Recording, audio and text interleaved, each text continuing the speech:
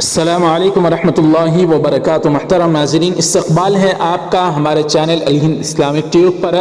افغانستان میں کیا کچھ چل رہا ہے اب پوری دنیا اس کو دیکھ رہی ہے۔ ایسے میں ملک ہندوستان کی دو بڑی شخصیات، ایک ہیں حضرت مولانا خلیل الرحمن سجاد نعمانی صاحب دامت برکاتہم، تو دوسری شخصیت ہے شفیق الرحمن برق صاحب جو کہ رکن پارلیمنٹ ہیں اتر پردیش کے۔ ان دونوں حضرات نے طالبان کی حمایت میں بیانات دیے، تو ان کے خلاف ایک تو شفیق الرحمن برق صاحب کے خلاف بغاوت کا مقدمہ درج کیا گیا ہے، تو وہیں پر گودی میڈیا جو بلبلا اٹھی ہے افغانستان کے حالات پر، وہ مسلسل آج مولانا سجاد نعمانی صاحب کے خلاف خبریں چلا رہی ہیں اور ان کے خلاف بھی بات کر رہی ہے۔ ایسے میں ایک مشہور صحافی سمیع اللہ خان لکھتے ہیں کہ گودی میڈیا اس وقت نامور عالم دین مولانا سجاد نعمانی کے طالبان والے بیان پر واویلا مچا رہا ہے۔ برہمنی بھارت کے اسلام دشمن ہندوتوائی میڈیا کے پروپیگنڈے سے متاثر ہونے کی ضرورت نہیں، یہ میڈیا بلا سبب مسلمانوں پر بھونکتا رہا ہے۔ طالبان کے متعلق نعمانی صاحب کا بیان بالکل درست اور آئینی ہے۔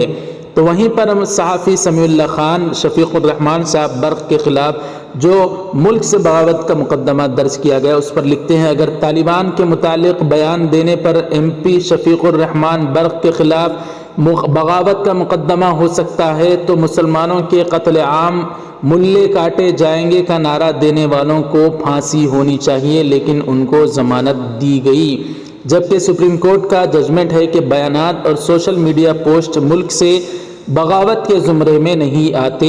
اس طرح سے مشہور صحافی سمیع اللہ خان نے بیان دیا ہے۔ جی ہاں ناظرین اکرام، مسلسل مولانا نعمانی کے خلاف گودی میڈیا پیچھے پڑ کر ان کے خلاف واویلا مچا رہا ہے، لیکن اللہ کی ذات سے امید ہے کہ کچھ نہیں ہوگا۔